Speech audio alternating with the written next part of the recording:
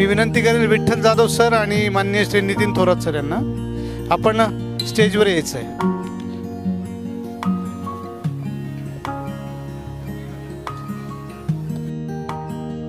अतिशय महत्त्वाच्या आणि विशेष अशा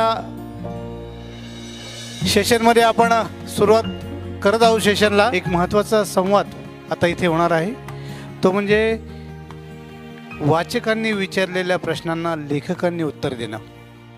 अतिशय चांगला विषय आहे या परिसंवादाचा. यासाठी आपण संवाद साधणार आहोत ते लेखक मान्यवर समोर आलेले आहे. तर मी प्रथमतः विनंती करेल अमोल इथापे यांना की आपण माननीय श्री विठ्ठल जाधव सर यांचा सत्कार करायचा आहे.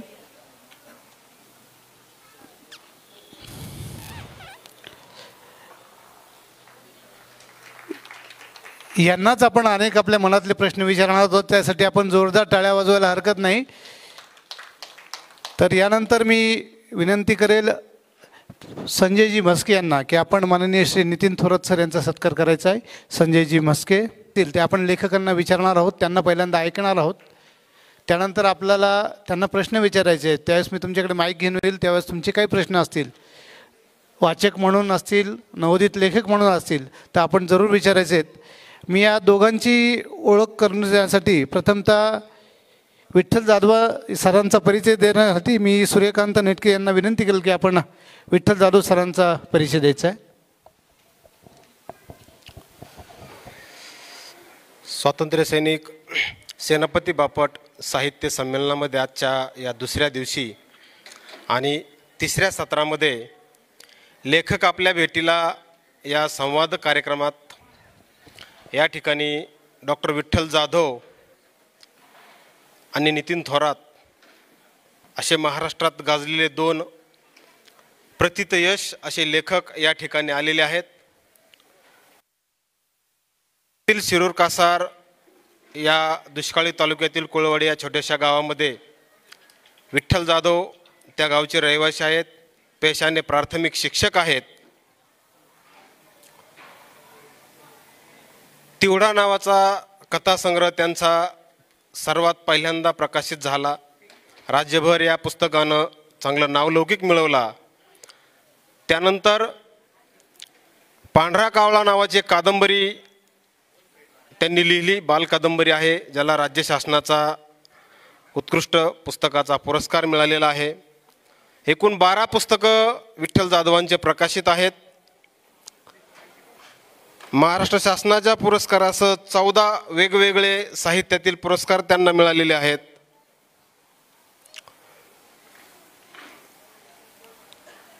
कथाकथन, काव्यवाचन यातील ते एक चांगले कवी आहेत, लेखक आहेत. आकाशवाणीवर त्यांचे आत्तापर्यंत छत्रपती संभाजीनगर आकाशवाणी, पुणे आकाशवाणी, बीड आकाशवाणी, अहिल्यानगर आकाशवाणी अशा राज्यातील वेगवेगळ्या ह्याच्यात त्यांचे कार्यक्रम झालेले आहेत.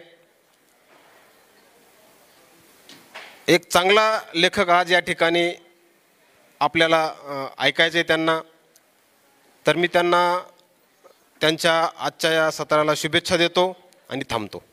एखाद्या आदर्श व्यक्तिमत्वाची एवढी ओळख सांगताना मला वाटतं आपले हात सळसळले पाहिजे टाळ्या वाजवण्यासाठी. कारण एक आगळं वेगळं व्यक्तिमत्व समोर आहे आणि त्याची ओळख असताना आपण त्याचं चढता इंद्रधनुष्य पाहताना नक्कीच आपल्या टाळ्यांचा गजर झाला पाहिजे. यानंतर मी विनंती करेल या संमेलनाचे आधारस्तंभ असलेले किंवा एक मोठा महत्त्वाचा पिलर असलेले सचिन चोबे सर यांना विनंती करेल की आपण माननीय श्री नितीन थोरात यांचा परिचय करून द्यायचा आहे. सचिन चोबे सर. नितीन थोरात सध्या जे काही मराठीतील महत्त्वाची लेखक मंडळी सोशल मीडियामध्ये ट्रेंडमध्ये असतात त्यामध्ये नितीनचं नाव आहे. नितीन आणि मी एकत्र पत्रकारिता केलेली आहे, त्यामुळे मी त्याला नितीनच म्हणेल. नितीनचं जे शिक्षण आहे तर त्या शिक्षणाचा त्याच्यावरती परिणाम झालेला आहे लेखनाचा असं मला जाणवतं. कारण तर SP महाविद्यालय या महाविद्यालयामध्ये त्याने अर्थशास्त्र या विषयात पदवी केलेली आहे. ज्यावेळेस मी नगरमधून पुण्याला शिक्षणाला गेलो त्यावेळेस एस पी कॉलेज असं म्हटलं होतं. तर एस पी कॉलेज म्हणजे सुंदर पोरींचं कॉलेज असं आम्हाला वाटायचं. नितीनच्या एकूण लेखनामध्ये ती परंपरा ओझरती आलेलीच आहे. त्यामुळे मी म्हटलं की त्या कॉलेजचा त्यामुळे मी खास उल्लेख केलेला आहे. नितीनची दुसरी ओळख पत्रकार म्हणून आहे. नगरमध्ये लोकमतमध्ये त्यांनी काम केलेलं आहे. त्यानंतर तो नगरमधून कसा पळून गेला याच्यावरती सुरस कथा त्यांनी सांगितलेल्या आहेत. त्याची मी काय पुनरुक्ती करत नाही. त्यानंतर तिसरी त्याची ओळख आहे, तो लेखक आहे उत्तम. एक मित्र तर आहे, लेखक आहे उत्तम.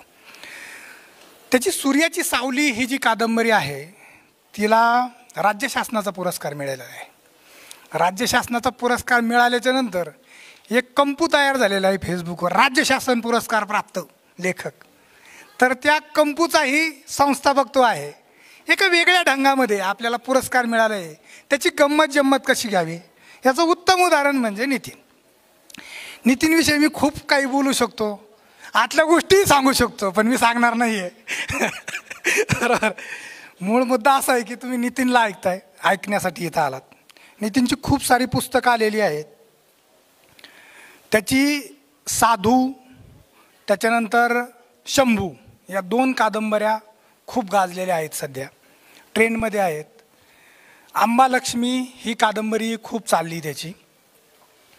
मी त्याच्या कादंबऱ्यांचं नावं घेणं, त्याच्याविषयी सांगणं याच्यातच अर्धा तास जाईल. त्यामुळे मी हे आटोपतं घेतो. महत्त्वाचा मुद्दा, तुम्हाला हे खुलं सत्र आहे. तुम्हाला जो काही प्रश्न वाटतो, नितीनचे एखादं पुस्तक वाचलेलं असेल, फेसबुकवरती वाचलेलं असेल, विठ्ठल जाधव सरांचं असेल, तर तुम्ही त्याच्यावरती फक्त त्यांचं नाव टाकायचं आणि खाली स्वतःचा प्रश्न लिहायचा आहे. अशा पद्धतीने हे सत्र आहे. सगळ्यांनी म्हणजे त्याच्या लेखनाच्या पल्याड त्याला समजून घेण्यासाठी, दोघांनाही समजून घेण्यासाठी काही प्रश्न असतील तेही करावेत. इतकंच बोलतो. धन्यवाद. ह्या लेखकांना आपल्या मनातले प्रश्न विचारायचे. तत्पूर्वी हे दोन्ही लेखक आपलं मनोगत व्यक्त करतील, आपलं मनातल्या ज्या गोष्टी असतील ते तुमच्याशी शेअर करतील. त्यांच्या दोघांच्या गोष्टी शेअर झाल्यानंतर आपण आपल्या परीने त्यांना जे आवश्यक किंवा योग्य वाटतात असे प्रश्न विचारा. तर मी विनंती करेल प्रथमतः माननीय श्री विठ्ठल जाधव सर की आपण आपलं मनोगत इथे व्यक्त करायचं आहे. माननीय श्री विठ्ठल जाधवांसाठी आपण जोरदार टाळ्या वाजवूयात. Sir please. स्वातंत्र्य सैनिक सेनापती बापट साहित्य संमेलन या संमेलनाच्या आजच्या दुसऱ्या दिवशीच्या या सत्रामध्ये लेखक आपल्या भेटीला, यामध्ये मी आणि आमच्या सोबत नितीन थोरात सर, आपण आकस्मिक विचारलेल्या प्रश्नाला या ठिकाणी आमच्या परीनं या उत्तरं देणार आहोत. विशेषतः बालसाहित्यामध्ये साधारणतः 30 ते 32 वर्षापासून मी लिहित आलो आणि दरम्यानच्या काळामध्ये साहित्याला पूर्वी जसे दिवस होते तसे आज माध्यम बदलले, माध्यमांतर झालेलं आहे. या काळामध्ये लेखकांना आपले विचार मांडण्यासाठी विविध प्रकारची माध्यमं उपलब्ध झालेली आहेत. त्या विविध माध्यमातून अनेक लेखक, अनेक कवी यापुढे जन्माला येत आहेत, निर्माण होत आहेत. एक अभिव्यक्ती स्वातंत्र्य ज्याला आपण म्हणतो, त्या अभिव्यक्त होण्यासाठी इंटरनेटमध्ये फेसबुक, यूट्यूब, इन्स्टा आणि ही माध्यमं तर आलीच आहेत, पण वाचकही बदलतो आहे. म्हणजे एकेकाळी आम्ही पांढरा कावळा नावाची कादंबरी लिहिली. एक कुतूहलजन्य विषय घेऊन त्या कादंबरीची रचना करण्यात आली होती. त्या पांढरा कावळा कादंबरीनं खरं तर आम्हाला लेखक म्हणून घडवलं. ती वाचली गेली. पण आजच्या काळामध्ये आज मला जर माझं लेखन कोणासमोर मांडायचं असेल तर मला या इलेक्ट्रॉनिक मीडियाकडं किंवा या माध्यमांकडं वळल्याशिवाय आता गत्यंतर राहिलेलं नाही असं मला वाटतं. आजची जी पिढी आहे ती खूप प्रगल्भ आहे. ते लेखकाच्या पुढेही जाऊन विचार करतात आणि त्यांच्यासाठी काही देणं, त्यांच्यासाठी लिहिणं, त्यांच्यासाठी व्यक्त होणं ही दिवसेंदिवस तारेवरची कसरत निर्माण झालेली आहे. यापूर्वीच्या सत्रामध्ये संजय कळमकर यांनी जो उल्लेख केला की पूर्वी हातामध्ये पेन घेऊन लिहिलं जायचं आणि त्याला वाचक लिखित माध्यमातून तो वाचायचा. आज स्टोरी टेल किंवा अशी माध्यमं आलेली आहेत ती आपण ही जुनी पिढी जी आहे ती कल्पनाही करू शकत नाहीत. आज मी जर चॅटबॉटवर किंवा त्या स्विपच्या कोणतं चॅट आहे त्याच्यावर जर ग्रोक वगैरे याच्यावर जर टाकलं मी की मला पावसावरची कविता तयार करून दे,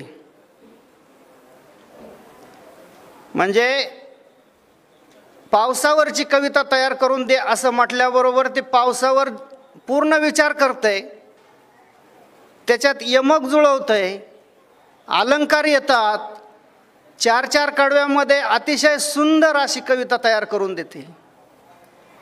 मध्यंतरी संभाजीनगर या ठिकाणी पूर्ण अंकच AIच्या याच्यावर धर्तीवर काढला होता. म्हणजे इतकं प्रगत झालेलं हे तंत्रज्ञान आहे आणि त्या प्रगत झालेल्या तंत्रज्ञानामध्ये लेखकाला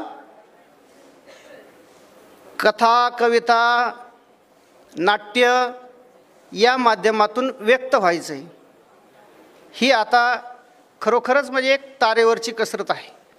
एक दिवस असा येऊ नये की एखादा रोबोट या ठिकाणी येईल आणि तुम्ही विचारलेल्या प्रश्नांना पटपट उत्तरं देईल किंवा पाहिजे तशी कविता देईल, पाहिजे तशी कथा देईल, बालगाणं देईल, गीत देईल, लोकगीतं देतील किंवा जसं तुम्हाला आवश्यक आहे तसं तो रोबोट या ठिकाणी करून देईल. अशा या यांत्रिक युगामध्ये लेखकांची भूमिका ही मानवी दृष्टिकोनातून, ऐक्याच्या दृष्टिकोनातून, माणसाला माणुसकीची जाण देणाऱ्या दृष्टिकोनातून असली पाहिजे असं मला वाटतं. या ठिकाणी आपण जाणते श्रोते आहात आणि आपण जे विचाराल किंवा आपल्याला जे अपेक्षित आहे ते आमच्या पद्धतीने आम्ही या ठिकाणी सांगण्याचा प्रयत्न करू, व्यक्त होण्याचा प्रयत्न करू. या ठिकाणी थांबतो. धन्यवाद. सर, अतिशय मोजक्या शब्दांमध्ये आपण आपले विचार मांडले आणि निश्चित लोकांना याचे प्रश्न विचारण्यासाठी मदत होणार आहे. मी काही प्रश्न तुमच्याकडनं आलेले आहेत, त्या प्रश्नांचा आपण मागोवा घेणार आहोत, त्या प्रश्नांची उत्तरं आपण जाणून घेणार आहोत. पहिल्यांदा मी प्रश्न विचारतोय. प्रश्न तुमचे आहेत, फक्त मी मांडतोय. पहिला प्रश्न नितीन थोरात सरांसाठी आहे. पत्रकारितेत येऊन साहित्याकडे येण्याची प्रेरणा कुठून मिळाली? आपण पत्रकार आहात, जातीचे पत्रकार आहात, आणि पत्रकार असताना साहित्याकडे वळण्याची प्रेरणा कुठून मिळाली? नमस्कार. सगळ्यात आधी मी सगळ्यांच्या मनापासून आभार मानतो. साहित्य संमेलनाच्या व्यासपीठावर बसण्याची माझी दुसरीच वेळ आहे. याच्या आधी विश्व साहित्य संमेलनाच्या व्यासपीठावर बसलो होतो आणि दुसरं हे. मी 12 वर्ष पत्रकारिता केलेली आणि मुळात लेखनाकडं वळण्याची प्रेरणा मला पत्रकारितेतूनच मिळाली.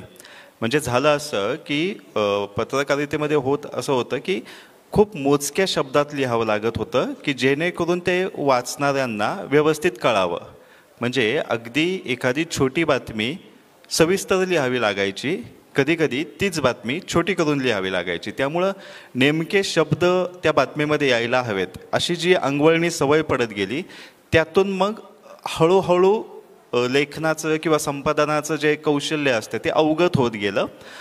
हा पहिला भाग झाला लेखनाच्या स्किलचा. पण खऱ्या अर्थाने तिकडं वळण्याचं कारण म्हणजे परत मी पत्रकारितेलाच प्रेरणा म्हणेल, कारण तिथं लिमिटेशन्स होते की तुम्हाला जे लिहायचं आहे ते मुक्तपणे लिहिता येईलच असं नाही. इथे बरेचसे पत्रकार पण आहेत, त्यांनाही कदाचित याची जाणीव असेल की तुम्हाला वाटेल ते सगळं लिहिता येत नाही त्याच्यामध्ये.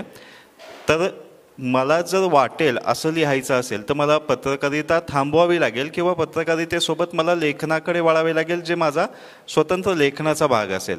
म्हणून मग मी पत्रकारिता करत असतानाच पहिलं पुस्तक लिहिलेलं आणि मग असं वाटलं की छान पद्धतीने आपण लिहू शकतोय. त्यानंतर मग पूर्णपणे जर्नलिझम किंवा नोकरी वगैरे थांबवून मी पूर्णपणे लेखनाकडे वळालो. आणखी एक प्रश्न तुम्हालाच मी विचारणार आहे. सोशल मीडियावर तुमचं वाचकांशी थेट नातं आहे. सोशल मीडियावर तुमचं वाचकांशी थेट नातं आहे. त्या संवादाचा तुमच्या लेखनावर परिणाम होतो का? तसं तुमचं जेव्हा एखाद्या एका वाचकाशी नातं निर्माण होतं त्यावेळेस तुमची प्रतिक्रिया काय असते किंवा त्याचा परिणाम तुमच्या लेखनावर होतो का? नक्कीच परिणाम होतो. भले ते आभासी असलं तरी त्याचा तुमच्या रोजच्या जीवनावर, तुमच्या जगण्यावर परिणाम होत असतो आणि त्याच्यातून तुम्हाला खूप चांगले वाईट पण अनुभव येत असतात. अगदीच सोशल मीडिया आणि लेखन अशा गोष्टी सांगायच्या झाल्या तर 1-2 उदाहरणं सांगायला मला खरंच आवडतील. आता मी खूप मापात लिहितो. म्हणजे जे मला ओळखत असतील सोशल मीडियावर त्यांना अंदाज असेल की एवढ्या 2-4 वर्षात मी खूप संविधानिक लिहितो. त्याच्या आधी बेछूट लिहायचो. म्हणजे कुठली संहिता नव्हती, कुठलं संविधान पाळलं जात नव्हतं माझ्याकडून किंवा संविधानिक भाषासुद्धा मी त्या मर्यादेत राहत नव्हतो. घोड्याने जसं मुक्त उधळावं तसं उधळायचो. तर त्यावेळी बरेचदा मी राजकारणावर लिहायचो, मी जातीवादावर लिहायचो, चालू घडामोडीवर पण खूप लिहायचो आणि बऱ्याचदा खूप शिव्या पण खायचो. म्हणजे इतक्या शिव्या खायचो की सगळ्या नोटिफिकेशन शिव्यांच्याच असायच्या. तर आणि त्या वाचायचो मी आणि त्याच्यातून काय असं खूप चिडणं वगैरे अशातला काही भाग नव्हता. कारण आपण जे करतोय त्याची म्हणजे आपण केलेल्या क्रियेची ती प्रतिक्रिया असायची. त्याच्यातून झालं असं की खूप म्हणजे जेवढी जास्त लोक तुम्हाला शिव्या देतात तेवढी ते ओळखीचेही होतात की सगळ्यांना कळालं होतं की हा आहे बाबा आणि हा लेखक आहे. मी देवाधर्मावर पण लिहायचो खूप सारं, त्याच्यावरनंही शिव्या खायचो. आणि मग मी त्याच वेळी खंडोबाई पुस्तक लिहिलं. म्हणजे एकाच वेळी तुम्ही सोशल मीडियावर आस्तिक नास्तिक वाद घालताय आणि दुसऱ्या वेळी तुम्हीच देवाचं पुस्तक लिहिताय. तर त्याची गंमत अशी झाली की आता रिसेंटली 1-2 वर्षापूर्वी मला एक मेसेज आलेला फेसबुकवर, नाव सोडून द्या. तर तो म्हणाला की 4 वर्षांपूर्वी मी तुम्हाला खूप शिव्या घालायचो की तुम्ही खूप राजकारणावर लिहायचा, देवाधर्मावर लिहायचा आणि मी तुम्हाला खूप शिव्या घालायचो, पण तुम्ही मला कधी कुठल्या शिवीला उत्तर नाही दिलं. नंतर मी फेसबुक वगैरे सोडून दिलं. प्रॉब्लेम असा झाला की गेल्या 6 महिन्यापासून माझी आई माझ्या मागं लागली आहे खंडोबा पुस्तक आण म्हणून. आणि मला खूप वाईट वाटत होतं आहे की ज्या माणसाला मी इतक्या शिव्या घातल्या त्याचंच पुस्तक आई आणायला लावते मला. आणलं म्हटलं मी, शेवटी वैतागून ते पुस्तक आणून दिलं आईला. इथपर्यंत ठीक होतं. म्हटलं चंपाषष्ठीला आईने ते पुस्तक देवाऱ्यात पुजलं आणि मलाच त्या पुस्तकाच्या पाया पडायला सांगत होती. या गोष्टीचं मला इतकं वाईट वाटलं ना. म्हणला मी पुस्तक वाचलं, पुस्तक छान आहे, पण तुम्ही सोशल मीडियावर खूप घाण लिहित होता. माझ्या दोन्ही प्रामाणिक हे आहेत. तर या गोष्टींचा परिणाम होतो सर. म्हणजे सोशल मीडिया आपण भले आभासी म्हणत असेल तर त्याचा थेट प्रत्यक्ष अप्रत्यक्ष परिणाम होत असतो. तर निश्चित तुम्ही दिलेले प्रश्नाचं उत्तर खूप छान होतं सर. यानंतर मी जारू सरांना विनंती करेल की आपण या प्रश्नाचं उत्तर द्यायचं आहे. मोबाईलच्या जमान्यात बालवयात वाचन आवड निर्माण होण्यासाठी तुमचे उपाय काय असू शकतात? मुलांनी वाचनाकडे वळावं यासाठी आपण आपल्याकडचे काही उपाय असतील तर सुचवू शकाल का सर? मुळात मी शिक्षक आहे आणि बालकांशी तसा जवळचा संदर्भ आहे. बालक हेच माझं विश्व मी मानलेलं आहे. आणि बालसाहित्यामध्ये जे तोडकं मोडकं थोडं संशोधनही करता आलं तर सोशल मीडियाचा विषय असा आहे,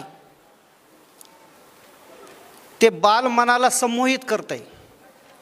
म्हणजे अगदी रांगतं बाळ जरी असेल आणि त्याला मोबाईल दाखवला, आई त्याला मोबाईल दाखवते, हे बघ बाळा, त्याला त्या मोबाईलमध्ये यूट्यूबमध्ये गुंग करते आणि ती तिच्या कामाला जाते. त्यातून निष्पन्न काय होतं, त्या मुलाचं मनोरंजन होतं, ठीक आहे, पण त्याच्यातून काही दुष्परिणामही जाणवायला लागले की ते बाल एवढं हट्टी होतं आहे की ते मोबाईलशिवाय राहू शकत नाही, इथपर्यंत त्याचे या तक्रारी येत आहेत. मोबाईल वापरणं तेवढ्यापर्यंत ठीक आहे, पण इतक्या बालवयामध्ये आपण त्याच्या हातामध्ये हे माध्यम देतो आहे, ते स्वतः ते हाताळतं आहे आणि त्यातून त्याच्यामध्ये आक्रस्ताळेपणा, चिडचिड किंवा मानसिक स्थैर्य नसणं अशा गोष्टी पुढे यायला लागल्यात. मग हे म्हणजे कुणाला तरी मोबाईल मिळाला नाही, पाहायला मोबाईल मिळाला नाही म्हणून काही मुलांनी आत्महत्या केलेल्या आहेत. हे आपल्यासमोरची उदाहरणं आहेत. यासाठी म्हणजे ज्यावेळेस मूल 0 ते 6 वर्ष वयोगटाचं असते, 6 वर्ष वयापर्यंत तुम्ही जेवढे अनुभव त्याला द्याल तेवढे अनुभव त्याच्या भावी जीवनामध्ये त्याच्या कामी येत असतात. अशा वेळेस समजा पालकांनी त्याला थोडंसं सहलीला नेलं, निसर्ग दाखवला किंवा काही प्रेक्षणीय स्थळं दाखवले तर ती त्याच्या चिरकाळ स्मरणात राहतात. तुम्हाला बालकांसाठी जेवढं काही चांगलं द्यायचं आहे ते 6 वर्ष वयापर्यंत तुम्ही त्याला जर दिलं तर त्याच्या भविष्याची आखणी चांगल्या पद्धतीने होते, उत्तम प्रकारे होते. मुलांचा अभ्यासावर सुद्धा परिणाम झालेला आहे. म्हणजे जे आवश्यक गोष्टी आहेत, उपयुक्त गोष्टी आहेत, त्या या माध्यमातून घेतल्या जात नाहीत आणि त्याचं लक्ष भरकटण्यासाठी त्याच्यामध्ये वेगवेगळ्या प्रकारचे खेळ आहेत, त्याला गुंतवून ठेवण्यासाठी रील्स आहेत, अजून वेगवेगळी भरपूर त्याच्यामध्ये साधनसामुग्री आहे. आणि आज हे भाकरीपेक्षाही जीवनावश्यक वस्तू झाली असं वाटतंय आपल्याला. अशा काळामध्ये पालकाने विद्यार्थ्यांना योग्य असे त्यापासून परावर्त करण्यासाठी, त्याचं लक्ष विचलित करण्यासाठी किंवा त्याला चेतक बदल करण्यासाठी वेगवेगळी माध्यमं वापरली पाहिजेत, त्याला अनुभव दिले पाहिजेत, त्याच्यावर चांगले संस्कार केले पाहिजेत. आणि मर्यादित जर वापर केला, म्हणजे आज अशी अवस्था आहे की एका शिक्षकाला 40 ॲप वापरायला सांगितलेत. कल्पना करा, काल 3 ॲप लॉन्च झाले शासकीय आदेशित आणि त्याचे प्रयोग मुलांवर करायचे. आणि इकडं तर आपण असं म्हणतो की त्यांच्या मानसिकतेवर विपरीत परिणाम होतो. म्हणजे हे कोणत्या अवस्थेमध्ये जगतो आहोत आपण? तुम्ही सांगितलेली माहिती अगदी योग्य आणि परफेक्ट आहे. फक्त हा प्रश्न असा आहे की मोबाईलच्या जमान्यात बालवयात वाचनाची आवड निर्माण व्हावी, त्यासाठी आपले काय उपाय आहेत का, याबाबत तुम्ही थोडंसं गाईडलाईन द्यावी. वाचनाची आवड निर्माण होण्यासाठी मुलांना आपण छोटी छोटी रंगीत पुस्तकं आपण स्वतः घेऊन बसा तर ती मुलं वाचतील. अशी मुलं वाचणार नाहीत. त्यांना वाचनाकडं वळवावं लागेल आणि ते संस्कार त्यांच्यावर होतील. वाचनामधून, पुस्तक वाचनामधून जे संस्कार होतात ते इतर कोणत्याही माध्यमातून होत नाहीत असा माझा विश्वास आहे. आणि हे त्याच्यासाठी परफेक्ट त्याचं उत्तर आहे की मुलांना बालसाहित्याची पुस्तकं वाचायला द्या. सर, अतिशय सुंदर आणि छान भाषेत तुम्ही ते उत्तर दिलेलं आहे की रंगीत चित्र किंवा जे मुलांना आकर्षित करतील, जेणेकरून मुलं त्यांच्याकडे आपलं मन वळू शकतील, अशा पुस्तकांचा वापर करून आपण त्यांना मोबाईलच्या वापरापासून रोखू शकतात. सर, खूप धन्यवाद. अतिशय समर्पक असं उत्तर आपण दिलेलं आहे. मी पुन्हा नितीन सरांकडे वळतो आहे. नितीन सर, तुमची पुस्तकं विशेष करून आजच्या तरुण पिढीला खूप आवडतात. ती पुस्तकं लिहिण्यामागे तुमची प्रेरणा कोण आहे? मान्य आहे SP कॉलेज तुमचं अट्रॅक्शन होतं, पण मला वाटतं याच्यामागे दुसरंच निश्चित कोणीतरी असू शकेल. नितीन सर. खरं तर मी SP कॉलेजमध्ये पण होतो, रानडे इन्स्टिट्यूटमध्ये होतो, राहायला फर्ग्युसन कॉलेज रोड तिथे होतो. त्यामुळे माझ्या लेखनाच्या खूप प्रेरणा आहेत. त्यातल्या एका मुलीचं नावही प्रेरणा होतं. तर असो, लेखनाची प्रेरणा मुळात ना मला असं वाटतं की आपण म्हणतो ना नैसर्गिक जगणं, ही मला खूप मोठी प्रेरणा वाटते. कारण मला कुठलंही लिखाण जेव्हा करायचं असतं ना, ते मला असं वाटत नाही की ते मी पुस्तक लिहितोय. मला असं वाटतं की मी माझ्या गावाकडच्या माझ्या पिंपळगाव आहे, तिथे नदीच्या शेजारी एक वडाचा पारा आहे आणि त्या पाराखाली मी मित्रांसोबत गप्पा मारतोय. तर एवढं साधं सोपं असेल तर मला वाटतं की ते वाचणाऱ्यालाही असंच वाटतं की हा गप्पा मारतोय. ते उगीच जड असं बौद्धिक लिखाण मला नाही करता येत. कदाचित ते होत असेल तर ते अनावधानाने होत असेल माझ्याकडनं. मी ठरवून नाही करत. मी ठरवून हेच असतं की खूप साधं सोपं असावं, ज्याला फक्त वाचता येतं. म्हणजे त्याचा भले मोठमोठ्या कथा कादंबऱ्यांचा अभ्यास नसेल किंवा भले तो जास्त शिकलेलाही नसेल, ज्याला फक्त वाचता येतं त्यालाही ते कळावं, एवढी साधी सोपी भाषा असावी, एवढाच माझा हेतू असतो लेखनाचा. आणि विषय वेगवेगळे येतात तर ते असे कुठले ठरवून नाही आलेले आत्तापर्यंत. म्हणजे मी सूर्याची सावली पहिली कादंबरी लिहिली तर ती अशीच लिहिली होती की मला पत्रकारितेचा कंटाळा आला आणि मला एक छान गोष्ट लिहायची आहे, म्हणून ती सूर्याची सावली कादंबरी लिहून झाली होती. त्यानंतर पेटलेलं मोरपीस ही कादंबरी मी यासाठी लिहित होतो की मगाशी सरांनी जो उल्लेख केला स्टोरी टेलचा, तर स्टोरी टेलवाले मला खूप चांगले पैसे देत होते, म्हणून मी पेटलेलं मोरपीस कादंबरी लिहिली होती. आणि पेटलेले मोरपीस कादंबरीसाठी काही संदर्भ हवे होते, म्हणून मी बुधवार पेठेतल्या एका वेश्येला भेटायला गेलो होतो आणि तिच्याशी बोलून ज्या गप्पा झाल्या त्याच्यातून खुशबू कादंबरी तयार झाली. म्हणजे असं ठरवून कुठलं पुस्तक नाही लिहिलेलं. इवन शिवाजी महाराजांची आत्ताची साधू कादंबरी मी लिहिली, ती अमोल कोल्हेंचा एक चित्रपट आला होता गरुड झेप. तो गरुड झेप चित्रपटाचा शेवट मला थोडासा असा कन्फ्युजिंग वाटला की शेवटच्या 2 मिनिटात राजे आग्र्यावरनं निघाले तर राजगडावर पोचलेत. 2 मिनिटात राजे पोचले कसे? मग त्याचा शोध घेतला तेव्हा कळालं की याच्यावर इतिहासच नाही आहे. मग त्याच्यातून आपल्या कल्पनेतून निर्मिती व्हावी या हेतूने साधू कादंबरी झाली. त्यामुळं प्रेरणा म्हणाल तर सगळीकडे फिरलोय तर अशी प्रेरणा फिक्स नाही आहे. सर, अतिशय हुशार लेखकाचं उत्तर आपण दिलं की प्रेरणा अशी कोणी नाही, सगळीकडेच प्रेरणा आहे त्यांच्या. सर, खूप धन्यवाद. यानंतर मी परत आता ॲक्च्युली एक प्रश्न आला होता एक, पण सरांच्या बोलण्याच्या ओघामध्ये त्या प्रश्नाचं उत्तर तुम्हाला मिळालेलं आहे. तो प्रश्न असा होता, सर तुम्ही एक पुस्तक लिहिलं आहे जिचं नाव खुशबू आहे. त्या पुस्तकात तुम्ही एका वेश्याचे जीवन कसे आहे स्पष्ट केले आहे. तर तुम्ही एक वेश्यावर लिहिण्याचा विचार कसा केला व पुस्तक लिहिण्याचा विचार निर्माण कसा झाला? तर सरांनी आता त्यांच्या ह्याच्या बोलण्यामध्ये ओघामध्ये ह्याचं उत्तर दिलेलं आहे. त्यामुळे हा प्रश्न आपण ड्रॉप करूयात.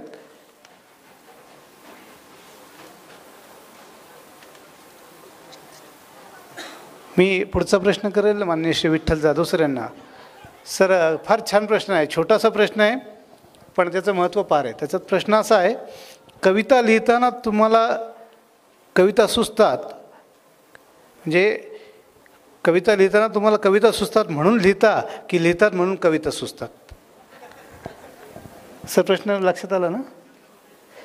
लिहिता सुचतात का सुचता लिहिता, असा त्याचा अर्थ आहे. तर कविता कशी सुचते? हां ठीक. कविता कशी सुचते? कविता रात्री पहाटे 3 वाजताही सुचते. कविता सुचण्यासाठी वेळ काळ याचं बंधन नाही. बऱ्याच वेळा इतरांचं साहित्य ज्यावेळेस आपण वाचत असतो त्यावेळेस मेंदूमध्ये असं एक क्लिक होतं, अरे या कवितेमध्ये त्यांनी जे विचार व्यक्त केलेले आहेत त्याच विषयावर आपले दुसरे काही विचार आहेत. आपले विचार तर त्याच्यामध्ये आलेले नाहीत. मग आपण वही आणि पेन घेतो, लिहायला बसतो. बऱ्याच वेळा ज्या वेळेस मी गावखेड्यामध्ये जातो, आपल्या हृदयाला जिथं टच होतं, काही दुःख, वेदना, सुख, आनंद, भावना, त्या मांडण्यासाठी कविता हे चांगलं माध्यम आहे. मी ज्यावेळेस मुलांमध्ये जातो त्यावेळेस मुलांना काय पाहिजे? मुलांना मनोरंजन पाहिजे असतं, ज्ञान मनोरंजन पाहिजे असतं. त्यांना शब्दांची तुमची आवश्यकता नाही. म्हणून एका ठिकाणी मी असं लिहिलं होतं, उंदरीन सुंदरीन कुरू कुरू शेंगा, लाडूचा डब्बा, नकटा बिब्बा, गोल गोल, अदुलम फदुलम, उजेडाचा दीपक, अंधर की बात, कापसाची वाट, ढोल ढोल, तडमाक तडमाक, ताशाचा तडका, वाद्यांचा गजर, जल्दीने हजर, ढोल ढोल. उंदरीन सुंदरीन नावाच्या संग्रहामध्ये ती कविता होती. आता याचा शब्द, त्याचा अर्थ याचं त्या लेकराला त्याच्याशी काहीही देणं नाही. पण जी छोटी छोटी मुलं होती बालवर्गातली, त्यांच्यासमोर मी ती कविता सादर केली आणि ते घरोघर तेच म्हणायला लागले, उंदरीन सुंदरीन कुरू कुरू शेंगा, लाडूचा डब्बा, नकटा बिब्बा, गोल गोल, अदुलम फदुलम, उजेडाचा दीपक, अंधर की बात, कापसाची वाट, ढोल ढोल, तडमाक तडमाक, ताशाचा तडका, वाद्याचा गजर, जल्दीने हजर. याच्यातल्या एकाही शब्दाचा अर्थ त्याला माहिती नाही. पण त्याच्यात नाद माधुर्य असल्यामुळं ते मुलं गुणगुणत जातात आणि त्यांची शाब्दिक म्हणजे शब्दसंपत्ती वाढत जाते. परिणामी ही मातृभाषेची सेवाच आहे असं मला वाटतं. म्हणजे एका वाक्यात असं की मी जे प्रसंग पाहतो, मी जे अनुभव घेतो, ते मला जेव्हा लेखणीत ह्याच्या कागदावर उतरावे वाटतात तेव्हा कविता जन्म घेते. हां, जाधव साहेब खूप धन्यवाद. कारण कविता किंवा हे सगळं करताना जे मेंदूमध्ये ज्या क्षणाला क्लिक होतं त्या क्षणाला त्याचं कागदावर उतरवलं होतं, निश्चित त्याचं रूपांतर चांगल्या कवितेमध्ये होऊ शकतं. खरं तर ह्या दोन्ही माणसांची उंची फार आहे आणि या माणसांनी जी उंची गाठली त्या उंची गाठण्यासाठी त्यांना फार मोठ्या शिड्या लावाव्या लागल्यात. कष्टाच्या आहेत, प्रयत्नांच्या आहेत, विचारांच्या आहेत. आणि या प्रत्येक शिडीवर एक वेगवेगळा प्रश्न तयार होऊ शकतो. तसे अनेक प्रश्नांची रास माझ्यासमोर आलेली आहे. पण वेळेचं बंधन आणि आयोजकांनी सांगितलेलं सूत्र यानुसार मी एक प्रश्न आता नितीन थोरात सरांना विचारतोय. सर, हा प्रश्न आगळा वेगळा आहे. फेसबुकच्या माध्यमातून आपण फार फेमस आहात. फेसबुकवर तुम्ही वहिनीविषयी लिहित होतात, ते का बंद केलं? हा प्रश्न तुमच्यासाठी नितीनजी थोरात सर. खरं तर ते सोशल मीडिया आहे आणि त्याच्यावर वहिनी असं एक काल्पनिक, वहिनी नाही शेजारीन होतं. तुमचाही गैरसमज माझ्या लक्षात आहे ते चांगलं. शेजारीन म्हणून एक कॅरेक्टर जस्ट एक फन म्हणून केलं होतं आणि ते विनोदी असायचं. म्हणजे त्याच्यामध्ये द्वयार्थी विनोद असायचे, विनोदात्मक असायचं आणि ते लोकांना आवडायचं या अर्थाने की त्याच्यावर भरपूर ते लाईक्स आणि कमेंट्स आणि शेअर असायचे. त्यामुळे मी गृहीत धरतो की ते आवडायचं.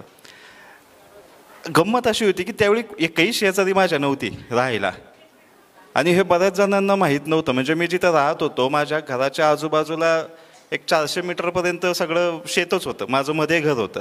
एकही शेजारी नव्हती. पण ते इतकं आभासी निर्माण झालं होतं की लोकांना वाटायचं की माझ्या घरी शेजारी कोणीतरी शेजारी ना आहे, माझा तिच्याबरोबर लफडा आहे. आणि मग ते बायकोला प्रश्न विचारायचे फेसबुकवरच, खाली तिचं नाव टाकून तिला टॅग करून वहिनी सांभाळा तुमच्या नवऱ्याला, असं तसं. ते खूप काल्पनिक होतं. आणि जसं आपण म्हणतो ना की आपलं वय वाढतं, आपला समंजसपणा वाढतो आणि आपल्या आवडीनिवडीसुद्धा बदलतात. हे मी उद्योग करत होतो 2020-21पर्यंत. मी स्वतः खूप एन्जॉय करायचो ते. नंतर मलाही वाटायला खरंच असायला पाहिजे होतं कोणतंही शेजारी, म्हणजे इतकं मलाही वाटायला लागलं होतं. पण ते आभासीच होतं ना, ते नुसतं वाटून काय उपयोग आहे. आणि त्याच्यातनं झालं असं खूप चांगले वाईट अनुभव येत गेले. म्हणजे माझ्या घरची लोकच बायकोला म्हणायला लागली, अगं आवर तुझ्या नवऱ्याला, काहीच्या काही लिहितोय म्हणून.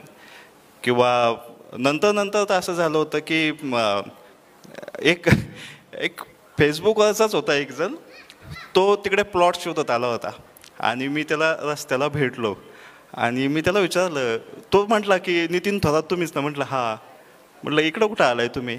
तो म्हटला प्लॉट शोधत होतो. म्हटलं मग शोधला का? नाही म्हटलं शोधतोय. म्हटलं तुम्ही कुठं राहताय? म्हटलं मी तिकडे राहतो. म्हटलं मी तिकडे शोधणार पण नाही, म्हटलं मी दुसरीकडे शोधतो. म्हणजे आता एक शेजारी गेला ना माझ्या हातातून, पण चांगल्या भावनेने म्हणतोय मी. तर अशा ह्या छोट्या मोठ्या गोष्टी होत्या, तर पण त्या लोकांनी खूप गांभीर्याने घेतल्या होत्या. आणि जसं मी म्हटलं की काळानुरूप तुमच्या आवडीनिवडी बदलतात, एक जबाबदारी येते तुमच्यावर. म्हणजे अगदी मध्यंतरी मला एक जण म्हणाला होता की तू शेजारणीवरून थेट खंडोबापर्यंत गेला ना, आता शिवाजी महाराजांपर्यंत आलायस. तर मला असं वाटतं तो लेखनातला गोडवा आहे. म्हणजे शेजारीन वाचतानाही तुम्हाला असं वाटतंय की ती खरी होती, आणि आज तुम्ही शिवाजी महाराजांचं साधू पुस्तक वाचता तेव्हा तुम्हाला असं वाटतंय की शिवाजी महाराजांसोबत तुम्ही प्रवास करताय. तर मला वाटतं हे माझं यश आहे. पण असं वाटतं ना की आता जर लोक आपल्याला गांभीर्याने घेत आहेत तर थोडंसं चांगल्या गोष्टी स्प्रेड करूयात. तर मग शेजारीन आता मी माझ्या पुरतीच ठेवली आहे, लोकांपुरतं मी बाकीचे विषय मांडतोय. सर, या उत्तरावर मी काय बोलावं? कारण ज्या सफाईदारपणे तुम्ही ती कलाटणी दिलेली की ते अस्तित्वातच नाही आहे, तर खरं गमतीचा भाग आहे. पण एखाद्या अस्तित्वात नसलेल्या व्यक्तीसंदर्भात तुम्ही एवढं सुंदर लिहू शकता, तर वास्तवातल्या व्यक्तींबद्दल तुम्ही किती सुंदर लिहू शकाल. तर यासाठी तुम्हाला खूप साऱ्या शुभेच्छा. माननीय जाधव सर, माननीय नितीनजी थोरात सर, हे सेक्शन खूप छान आगळं वेगळं होतं. प्रश्नांची उत्तरं तुम्ही फार समर्पकपणे दिली. तुमच्या वैचारिक उंचीला आणि तुमच्या लेखनाला मी सलाम करतो आणि आयोजकांच्या वतीने तुमचे आभार मानत हा कार्यक्रम इथं थांबवतो. धन्यवाद.